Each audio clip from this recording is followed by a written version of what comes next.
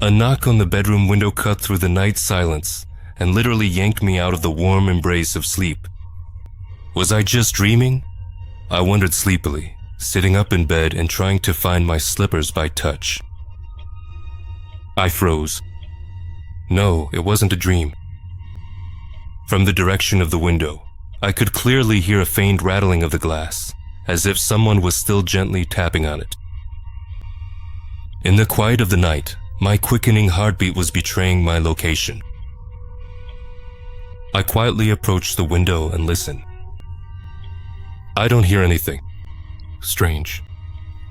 With a trembling hand, he pulled back the curtain, and apart from the dirty windows and the already drying cactus, he found nothing behind it. And outside the window too, by the way.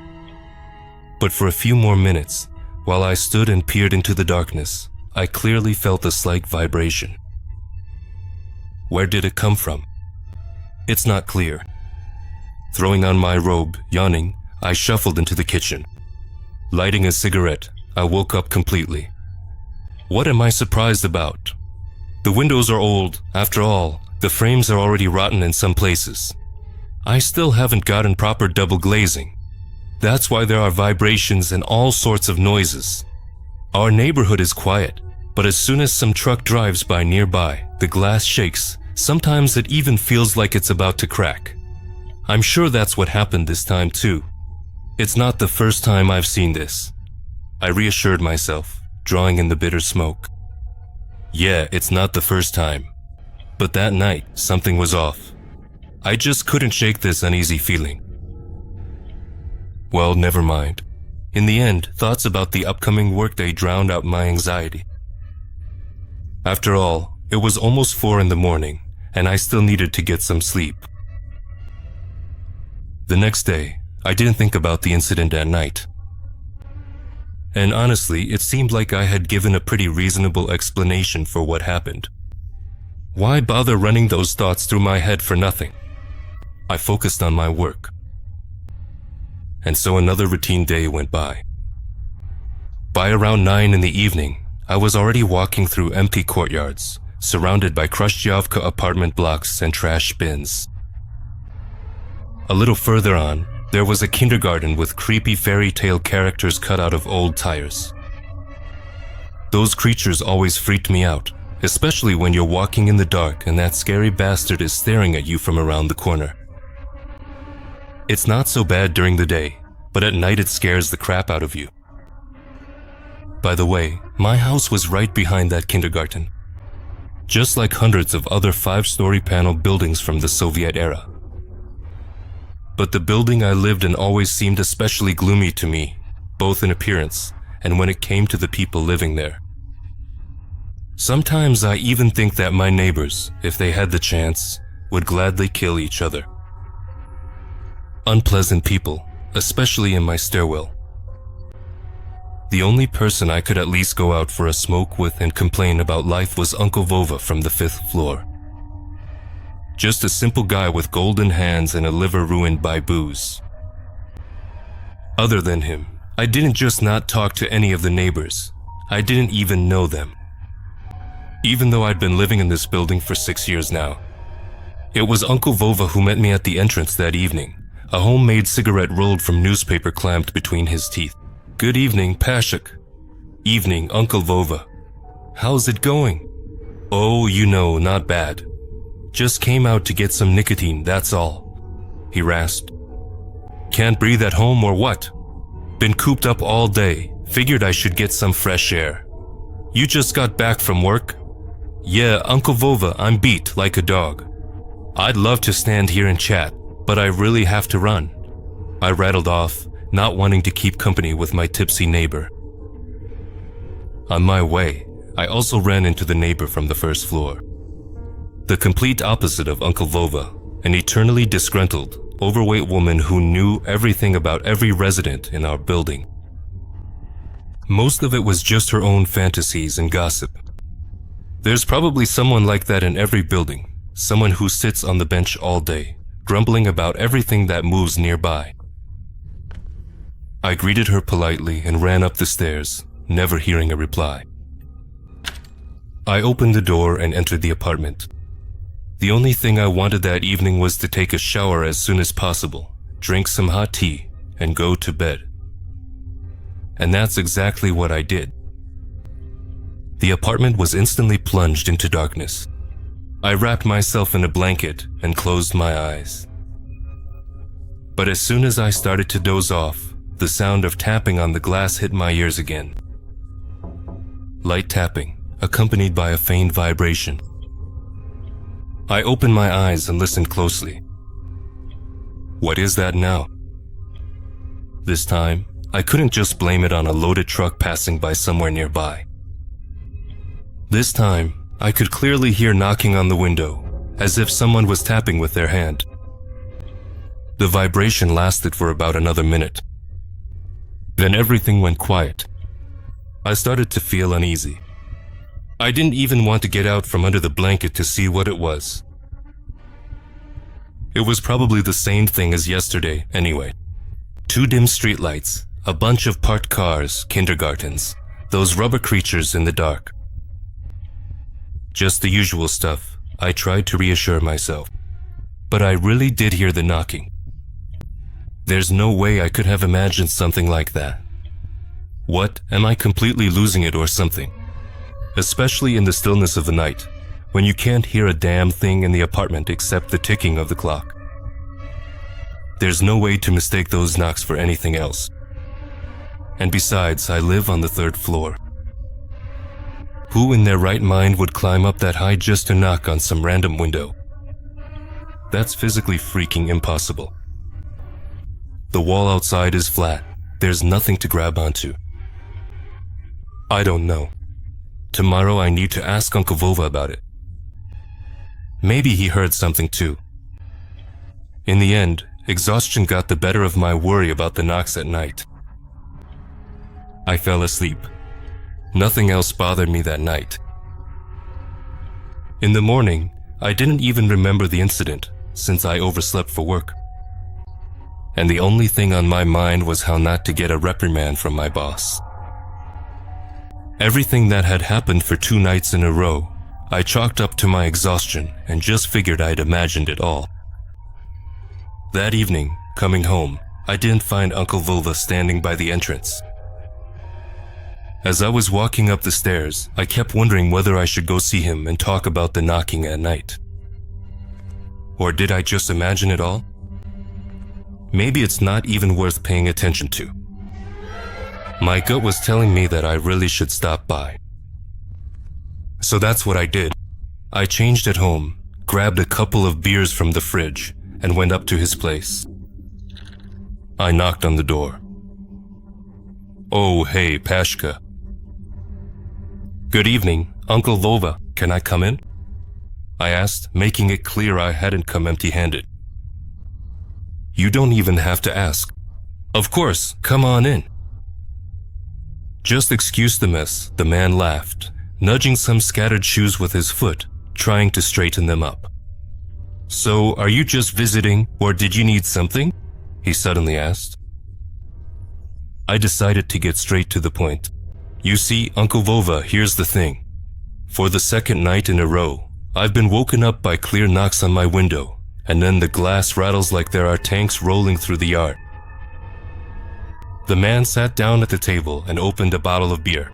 So I wanted to ask you, either I've been working too much and I'm starting to lose it, or something really weird is going on. You haven't heard anything like that, have you? Uncle Vova's expression changed. Yeah, it happened. Last night. So you heard the knocking too? Well, I wasn't asleep yet. I was fixing a tape recorder for Stepanik from the first entrance. Then I hear something like knocking coming from the living room. And my windows, just like yours, are old. The sound was really sharp. Uncle Vova spoke in a half-whisper, as if he was afraid someone might hear him. So I put down the soldering iron, go into the room, turn on the light and... The man was visibly nervous. Don't get the wrong idea, Pashik. You know I like a drink, that's no secret. But yesterday, I only had a couple of shots with Stepanik. There's no way I could have imagined something like that. I did my best to show Uncle I wanted him to go on, without saying a word. Basically, someone was actually climbing around our building, like a damn rock climber. I mean, who in their right mind would be climbing around buildings at that hour? Some kind of crazy mountaineers or what? No, my friend. I swear to you, that was no human. I didn't get a good look at it. It was moving its arms and legs so fast. Naked. Its body was crawling up the wall, grayish-green in color. And it touched my window with its hand. That's what made the banging and the vibrations. Its hand was huge, at least 3 times bigger than that boxer of ours, Valuev. He crossed himself again and took a few swigs from the bottle. And then it stopped, like 1 floor below. I caught its shadow out of the corner of my eye. It just didn't look human. You can shoot me right here if I'm lying, the neighbor insisted, raising his voice. Yesterday, I thought I was just seeing things, honestly. I ran to the bathroom and splashed myself with ice-cold water. I came back to the window, and it was still right there. I didn't dare get close to it or take a good look. So I didn't sleep until morning. And I didn't even lie down during the day today, Pashka. And honestly, Uncle Vova did look really tired. I found it hard to believe his story. Maybe the guy really had too much to drink. It happens to everyone, right? Maybe he was just seeing things. But I had heard the knocking on the window too. That's what bothered me. Hey, Uncle Vova, who lives below you? Just an old lady. Haven't you seen her? Lyubov Mikhailovna. She rarely leaves her apartment, though she's sick. She always wears a pink headscarf. Why do you ask? Oh, no reason. Alright, I guess I'll get going. I mumbled as I finished my bottle. Pashka, it's up to you whether you believe me or not, but be careful. Whatever you do, don't look out the window. It's better to wait it out, hide somewhere. Yeah, alright. Thanks for the hospitality, Uncle Vova. Good night, I said with a fake smile and left the apartment. Drop by if you need anything, I'll be glad to see you. The door slammed shut. I went down to my kitchen and lit a cigarette. A strange feeling lingered inside. A mixed one. It seemed like my neighbor had told me complete nonsense, but for some reason, I believed him. I don't know. Night quietly covered the streets. The courtyard of our building emptied out, and my fatigue slowly took over, making my eyes heavy. After having dinner and taking a shower, I finally laid down in bed with just one thought. Whatever happens outside my window, I won't react. I need to get some sleep. I don't know how to describe what started happening next. Not just that night, but in the days that followed as well. But it was as if my conversation with the neighbor had really changed something. And things started happening that defied all logic. That night was anything but good, despite Uncle Vova's well wishes. Around 3 in the morning, I was woken up by a loud bang on the kitchen window. I practically jumped out of bed. Luckily, the window somehow stayed intact. I didn't hear the sound of breaking glass. What the hell was that? Barely a few minutes passed before the bang happened again, but this time from another room. What? How is that even possible? It's the 3rd damn floor. What the hell is going on here? I kept asking myself. My heart was about to jump out of my chest. I broke out in a cold sweat. The only thing that came to my mind, me, a grown man, was to hide in the closet next to the bed in the bedroom. Soon after, there was a gentle tapping on the glass again. And then silence. Believe it or not, I sat in that closet until morning, not sleeping a wink. Only when light started to shine through the crack between the doors did I finally come out. After making sure there was no one outside the windows, I breathed a sigh of relief, went into the kitchen, and was stunned. On the outside of the glass, there was a clear handprint. I don't even know what to compare it to. But when I looked closer, I realized the print looked like it had been left by a dirty, mud-covered hand. The horror that gripped me then is something I can't even put into words. I literally started shaking. I couldn't calm down. My hands were trembling like I had Parkinson's disease. I tried taking a sedative, but it didn't help much. I called my boss and asked for the day off, saying I was sick. With a trembling hand, I lit a cigarette. Three nights in a row, someone has been knocking on my window. But who? What do they want?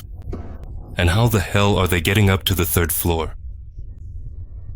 Soon, my fear turned into a burning desire to get to the bottom of all this. Maybe it's some kind of thief. I don't know. Maybe they're checking if anyone's home. But the mark, the handprint, didn't even remotely look like a human hand. Could Uncle Vova have been right after all? I decided to pay him another visit. This time, no one answered the door. Weird, maybe he's already out wandering somewhere. He was always leaving early in the morning to go somewhere. I noticed it more than once. The guy didn't have a job, but he always had something going on. Since I was already out of my apartment, I decided to go down to the 4th floor and try to talk to that old lady in the pink headscarf, the one Uncle Vova and I had talked about last night. Imagine my surprise when, coming down, I found her door wide open. Curiosity got the better of me, and I peeked into the apartment. Inside, there was a terrible mess, things scattered everywhere, a broken mirror on the dresser. And when I finally stepped inside, I didn't find the neighbor, but I did find a similar mark on the window. It only got worse from there. The neighbor had vanished without a trace. And in the following days, I didn't see either her or Uncle Vova, the other neighbor. Honestly, I didn't really care about them. They were basically nobody to me. I didn't call the police. I don't know why. I can't explain it. Maybe I was afraid of some kind of responsibility. I was afraid they'd blame me if something had happened to them. After all, anything could happen. Like I said a little earlier, for the next few days I didn't see either Uncle Vova or the neighbor in the pink headscarf. But no one was banging on my window either. Strange. With each passing day, worse and worse thoughts crept into my head. To be honest, I didn't really care about the old lady. I didn't even know her. I'd even forgotten her name, but I was worried about Uncle Vova. Every evening I called his phone, knocked on his door, but I didn't hear anything behind it. No footsteps, no rustling, not a single sound. Could something bad really have happened? I thought to myself once again, trying to get through to my neighbor. And finally, when I shouted that it was me, his neighbor, I finally heard quiet, shuffling footsteps behind the door, and the lock clicked open. Standing before me was a man scared half to death, hunched over and sleep-deprived. "Uncle Vova, what's wrong with you?" Come in quickly." I went into his apartment. "Pashka, I saw him this time." "Uncle Vova, there's a mark on my window." "A mark is nothing." "Come here, come, take a look." He called me over to the bedroom window with a trembling voice. He pulled back the curtain, and I sat down in surprise on the nearby couch. There were several marks on the window, just like the ones on mine. But there was also a mark that looked like it was from a face. He was watching me all night. All night, damn it. The man muttered fearfully, pouring himself a shot of vodka. "I haven't slept for 3 days, Pashka." 3 damn days. "Why didn't you call the police?" "I did. They came over. But it's like that bastard senses everything. and in a split second, poof, gone without a trace. Then it showed up again. And its face, if you can even call it that, would get even meaner. I figured out one thing, Pashka, you can't look it straight in the eyes, or maybe you shouldn't look at it at all. As long as you don't look, it seems to behave itself, just moves around a bit, taps quietly. But if you so much as glance its way, like look, I glanced over, see that crack in the glass? Damn thing almost broke it. If it had managed to, I don't even know if you and I would be talking right now. I guess I'll go borrow a shotgun from Palak today. It shows up here every single day. I can't just sit here like a statue. What if that bastard starts breaking in? It's some kind of evil force, Pash, a real devil, that's what it is. God forgive me, but I can't call that scum anything else. Where did it even come from? What damn lab did it crawl out of?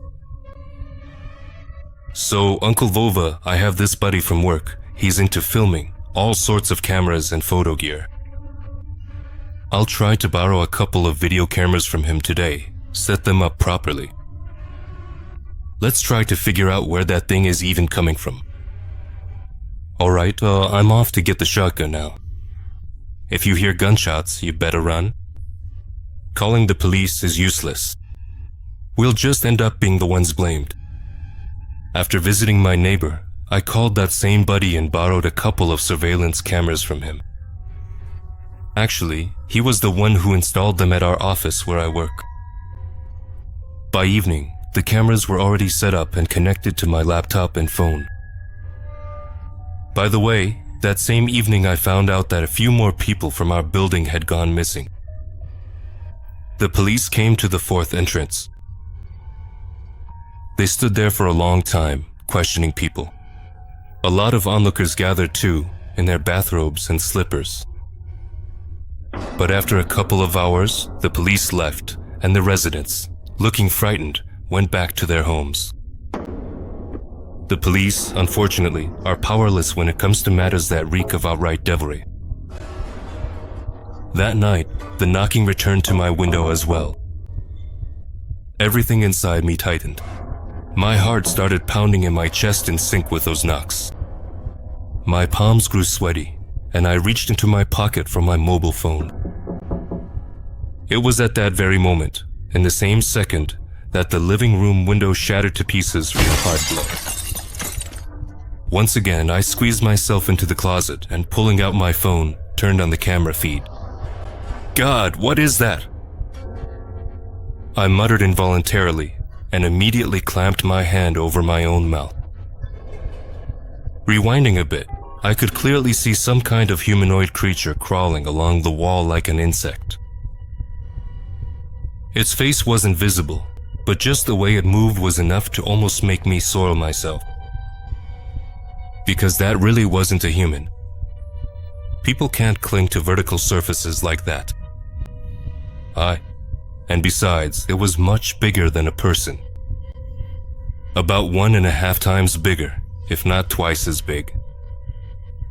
And I saw it break the glass and climb into my apartment. It's here, very close. Sitting in the closet, I could feel it getting closer. I could hear its footsteps crunching on the broken glass. Heavy, raspy breathing filled the apartment.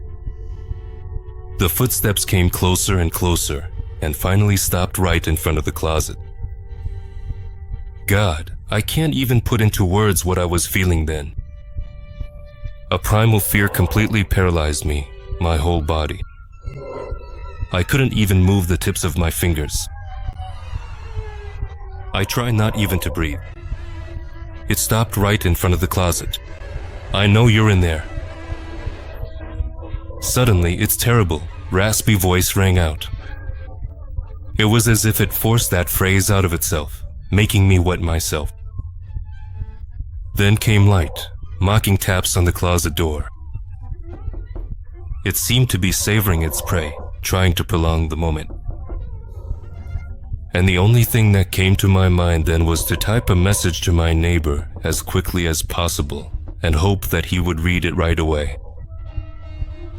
There, sitting in the closet, I remembered every prayer I knew, tried to recite the Our Father as best I could, and finally, the closet door creaked open. And the first thing I saw was that very hand. A terrifying limb, that's how I would put it. With fingers of different lengths intertwined together. A dark, filthy limb, after opening the door, reached out toward me. It was at that moment that a loud bang echoed through the entire building. My front door nearly flew off its hinges, and the light from the stairwell flooded the hallway. The horrifying creature immediately recoiled from me and backed away toward the window. And finally, when Uncle Vova's silhouette appeared in the hallway with a shotgun, the creature smashed another window and jumped out of the apartment. As for me, terrified, in tears, and with a stain on my pants, I kept sitting in the closet, staring at the neighbor who had arrived at just the right moment. It was only after a few minutes that I came to my senses, thanks to smelling salts and cold water. Uncle Vova brought me around. The police didn't take long to arrive. Of course, the neighbor was immediately cuffed and put into the police car. You can understand the police officers too. Someone from the building heard the gunshots and called the squad. When they arrived, they found a door lock that had been shot up, an uncle who looked a bit like an alcoholic with a shotgun in his hands, and me, terrified and in tears. Everything was pretty clear. Fortunately, it all worked out. That same evening, Uncle Vova was released. They just confiscated his weapon and gave him a fine. I talked to the police officers and, let's just say, slipped them a little cash. And of course, I paid the fine for my neighbor. Luckily, no one brought up the weapon in the case. Uncle Vova is doing fine now. No one tries to break into his apartment anymore, and he sleeps peacefully at night. I can't say the same for myself. I forgot to turn off the cameras, and all this time they were recording, overwriting the old footage with new. But there was no sign of any creature on it anymore. Now the nighttime visitor started acting differently. After a week of silence, just when I had let my guard down, so to speak, I started getting messages in my email. Invitations to various events, supposed store openings, and things like that. All would be fine, except there were no stores or events at the addresses listed. Those were abandoned places in our city. I knew who was sending them, but I didn't understand how. It's intelligent, it knows everything and understands perfectly well.